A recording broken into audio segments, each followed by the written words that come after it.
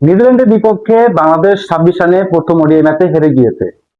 এই একাদশে অনেকগুলো পরিবর্তন রাখা উচিত ছিল, সেখানে বাংলাদেশের একাদশে কোনো পরিবর্তন হয় নাই। সৌম্য সরকারকে ইন করানো যেতেই পারত, সেই সৌম্য সরকারকে তারা এই সিরিজেও ইন করতে পারে নাই।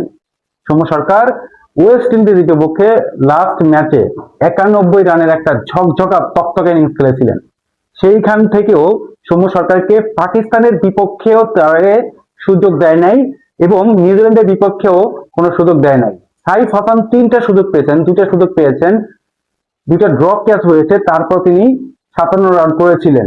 It's okay, Tanzid Tamim auto choice. তবে সৌম্য সরকারকে 3-4 খেলাতে পারতেন আপনি, অথবা 6 নাম্বার 7 নাম্বার খেলাতে পারতেন, কিন্তু সেটাও সুযোগ করে দেয় নাই বাংলাদেশ ক্রিকেট বোর্ড বা টিম ম্যানেজমেন্ট, নির্বাচক প্যানেল। সৌম্য সরকারের সাথে এক প্রকার ঝামেলা করছে, তাকে দলে নিচ্ছে না। কোন কারণে, কি কারণে বুঝতেছি না।